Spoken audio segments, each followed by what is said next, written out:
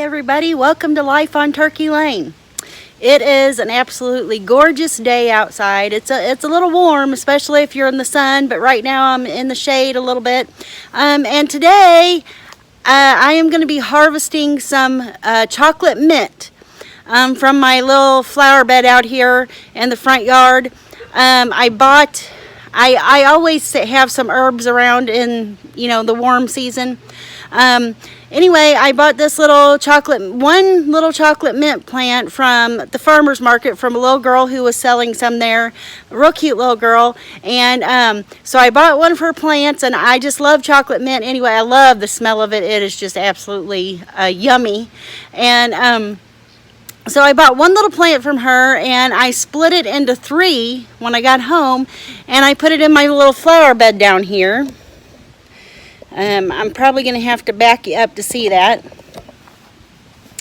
But I made this little flower bed in my front yard here, just around our little fence post. We got a post up here, and I'm going to make a sign with our house number or either our last name on it sometime when I get a chance. But anyway, so this little flower bed, I split that mint plant in 3, and you can see there, right here is the chocolate mint. Now when I bought it, it was this high. And I split it into 3. So I have 3 mint plants in here. And the reason I put mint in a border with a border around it, because mint is kind of an invasive plant, and which I wouldn't mind if it took over my whole yard, to be honest with you. But mint is an invasive plant, and it will take over the yard if you're not careful. So I put it in this little border, and I am going to harvest it today because mint is one of those plants that you need to prune, and so it'll keep growing and it'll keep spreading. So I'm going to just prune this and harvest some of it today, and we're going to dehydrate it for tea and different things.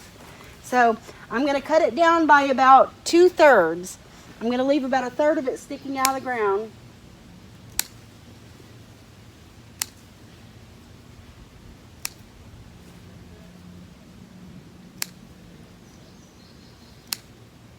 Oh, and it absolutely just smells so good.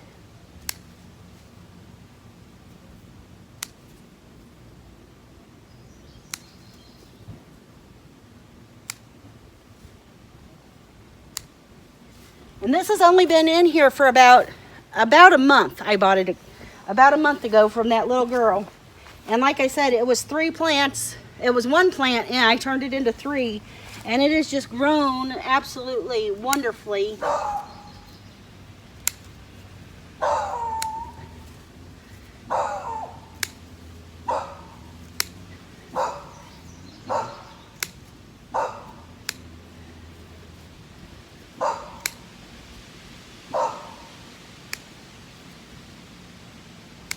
Now this is out by the road by our front of the house, so I will have to rinse this off good, rinse any dust and things off of it.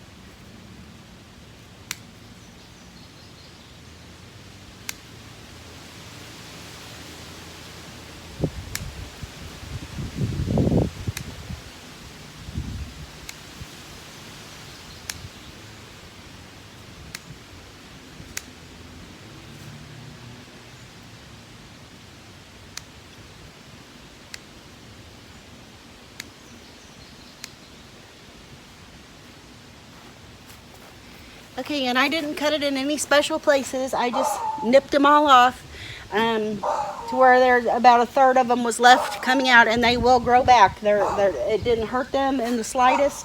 And as you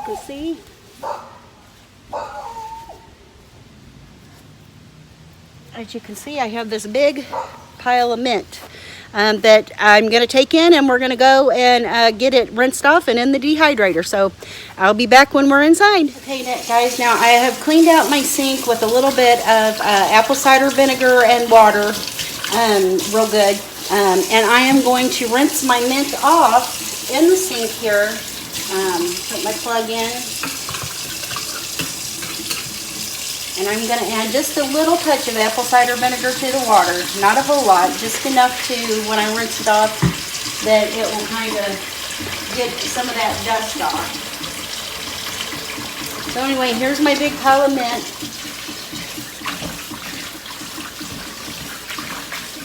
Now normally if your garden isn't in a place where it would get a lot of dust or anything on it, you don't really have to do this. But I'm going to, because like I said, it's out there kind of close by the road, and any dust that any cars might splash up on it will affect it. And so I just want to make sure it's nice and clean. So I'm going to put that in there for just a second, and then I'm going to go get my salad. Okay, so I went and got my salad spinner here, and so what I'm going to do is just take the lid off of that, put that right down in the sink, and I am going to see, if you can't really see in here, but I've got a little ladybug on there. So it's kind of important to make sure that you rinse these, just in case there is any little bugs or anything on them. And I'm just going to pick the leaves off the stem, and I'm going to throw them in my salad spinner. And see, now this leaf has quite a bit of spots on it, and I'm just going to throw that one away. Actually, this whole stem has several leaves that are a little bit damaged, and so I don't want to use those.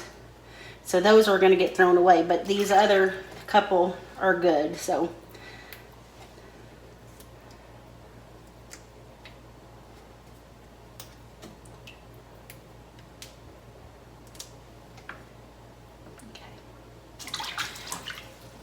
all right. So I don't know if you can see in there, but I'm just putting the leaves in my salad spinner bowl here.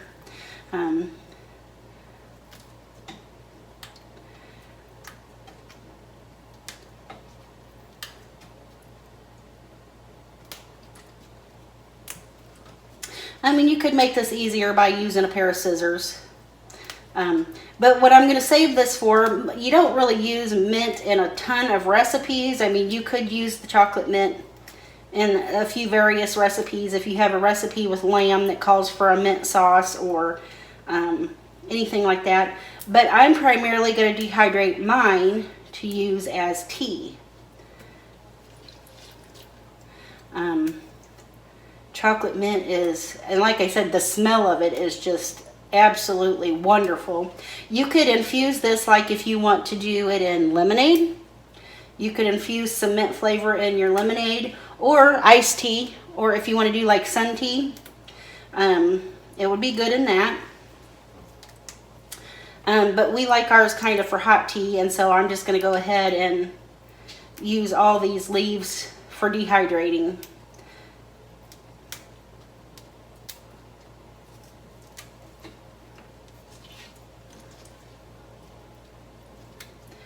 So, but anyway, this is, and later on this year, I did just plant some basil and some oregano and some flat leaf parsley the other day.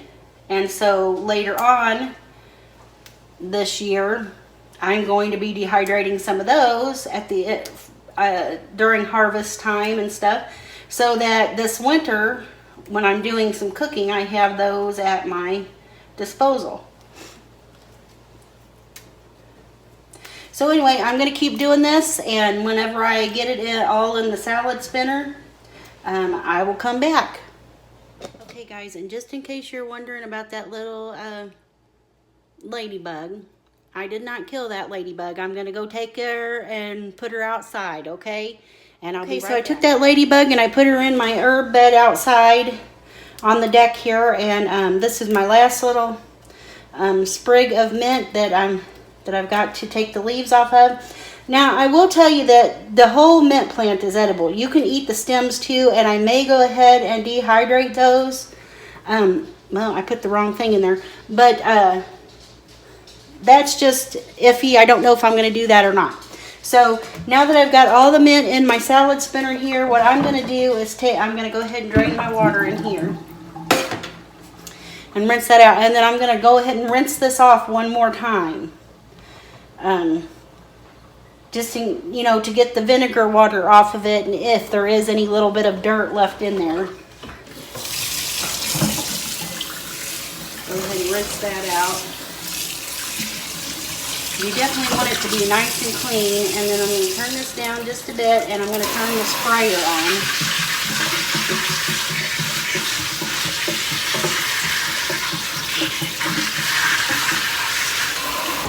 That should be okay. Try to wring just a little bit of that water out of there. And if you don't have a salad spinner, you can still do this. I'm dumping that back in the sink there.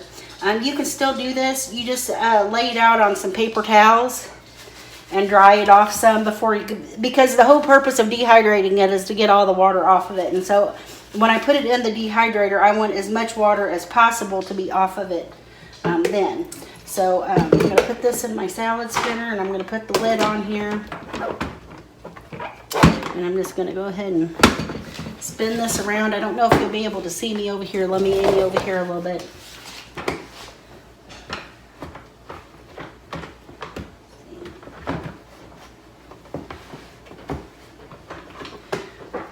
This is a different salad spinner than I've ever used before, and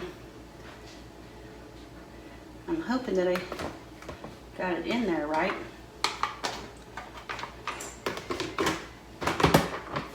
There it goes. So you just twist the little knob on it, and it spins that colander around in there and gets all the water, or close to all the water anyway, off of there.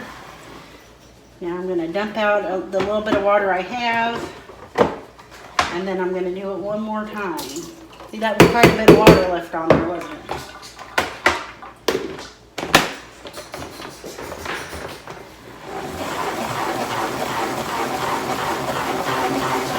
This gives you a workout exercise.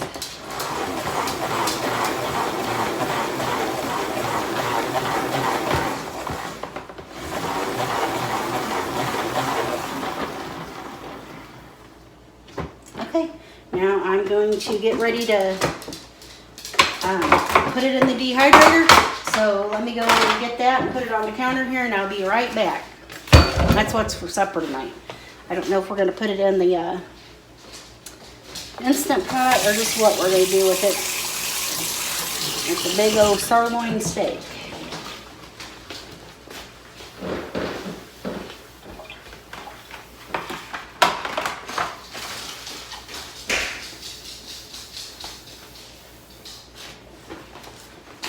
Okay, so I've got my dehydrator out here, and I'm just going to open that up. I'm not going to be using the little, you can use it for like real small herbs like thyme and stuff like that, but I'm just going to go ahead and use the regular trays here and just start loading these trays, and I'm going to lay these leaves pretty much in a single layer. If you have a whole bunch of small leaves, you might put the small leaves maybe on one of these the vented trays here. That way they don't fall through. Now dehydrating does take a little while. I kind of want to make myself a dehydrator that I put outside on the deck.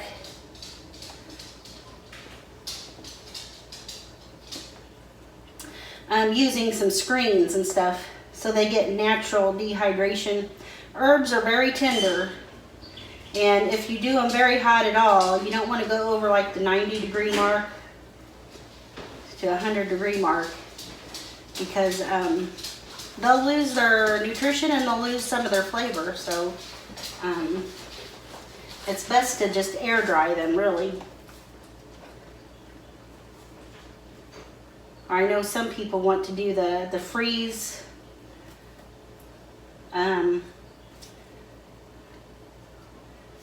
Oh, what are they called? I can't even remember what they're called now.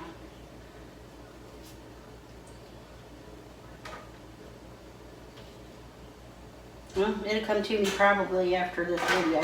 But anyway, I'll try to crowd them in as much as I can, because I do have a pretty large batch here. But I'm just going to keep laying these on the trays, and when I get all the trays filled up, I'll come back. Okay, so I've got my dehydrator filled up. I'm going to bring it over here so you can see it. I've got 4 trays. Actually, I didn't even need the 5th one. I'm not going to use the 5th one. I probably could have stacked it in a little fewer per thing, but I'm not going to bother with it. They'll still dry. It's going to take probably around the 18 to 24 hour mark. So as soon as I'm going to plug this in, and I'm going to plug this in. It's going to be on the 90 to 95 degree setting, and just turn it on, and it'll start warming up. Probably move this to a different outlet, but anyway, it's going to take about 24 hours to get all this done. And actually, since I just started this, I might go ahead and put the stems in a tray and let them dry.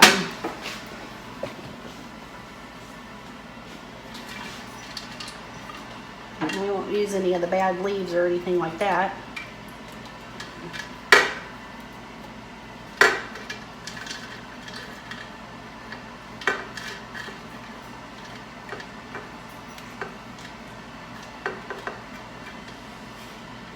Yeah, I'll just put the stems on a tray and I'm going to let them dry too.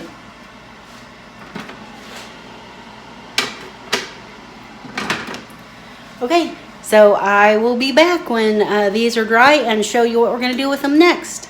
Okay, everybody, so it's been about 24 hours since I started dehydrating the chocolate mint, and so I'm going to bring you up here to my newly finished pantry area that I'm so proud of and happy with. I went ahead and brought the dehydrator back here, and let me bring you up closer. So I brought the dehydrator back here, and now I'm going to show you what to look for. I did go ahead and dehydrate the stems. I don't know that I'll use them or not, but we'll just have to see about that. But anyway, what you want to look for is that the leaves that you put in the dehydrator are completely dry and they're crispy. Like if, like say a fall leaf that has fallen and you can break it up in your hands, you want it to be like that. Okay, and that means that it's completely dry, and then you can now store it, and still smells like chocolate mint. It's wonderful. I love chocolate mint. And I've got this little jar. I got it from like the Goodwill or something a while back. And so I'm just going to store my leaves in there. And then sometime when I make the tea, now I'm not going to break these up. I'm going to go ahead and put them in there whole.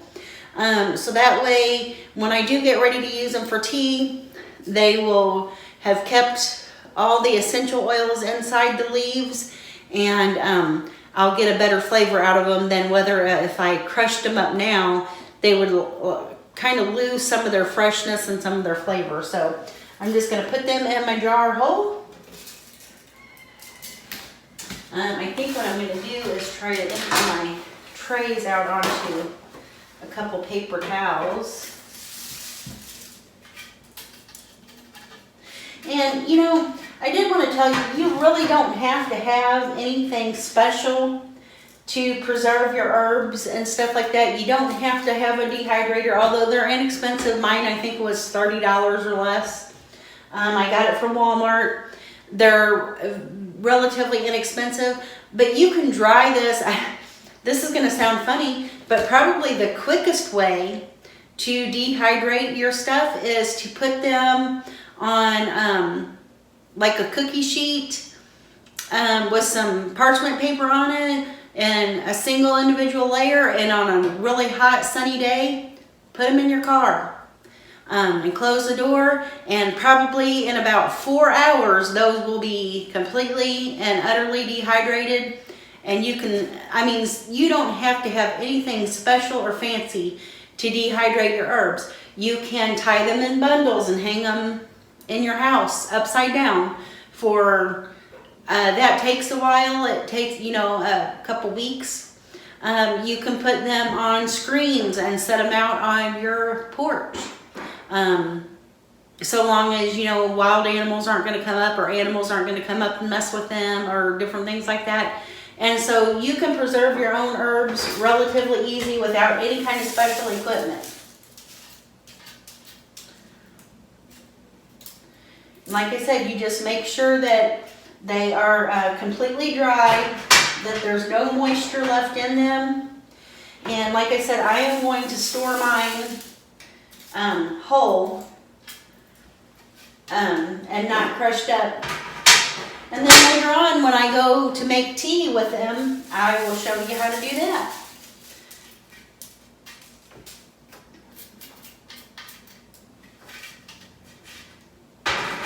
Okay, and now you can see on my dehydrator here that a few of the smaller leaves fell through, and I'm just going to go ahead and just put those on my paper towel too. And now I'm going to take, just take it in larger handfuls, and might want to do it over my paper towel so they stay on the paper towel. That might have been the smart thing to do. Let me get my jar over here, and I'm just gonna, like I said, I'm just gonna poke them down in there. I may have to crush some of them just a little bit so I can get them all in there.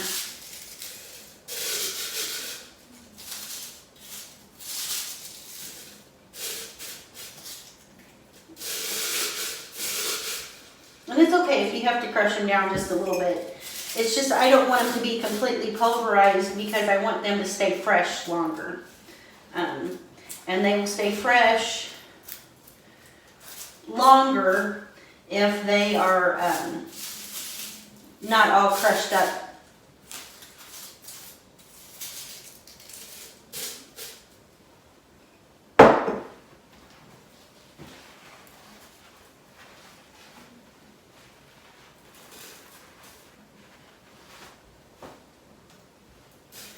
Okay, so there we have it. And it's best if you're preserving herbs. I mean, you can put them in a clear jar. There's nothing wrong with putting them in a clear jar. If you do put them in a clear jar, you really need to make sure that they are in a darker spot, like in a cabinet or whatever. But if you do want to set them out on the counter or whatever, if you have a darker jar, that will help them. As long as they're in a cool, dry place that's a little bit dark, they'll stay fresh. And so there I have my chocolate mint, and I am way looking forward to using this in different recipes and for tea. Mint is a great flavor for tea. And when you make this, and like I said, I hope to show you a recipe sometime, or making tea out of this in the future. But you can also add, like, say if you have black tea, or say Earl Grey, or orange pekoe, any kind of other teas that you want to mix, you can just add a little bit of this with it to give it that mint flavor, and it'll be wonderful too. So anyway, so there you have it. That is harvesting and preserving chocolate mint. And I hope you enjoyed this video. If you haven't already done so, I would sure love it if you would subscribe to Life on Turkey Lane. Share this video with your friends. And as always, I hope you'll come and see me next time, and have a very blessed, wonderful evening. Bye-bye.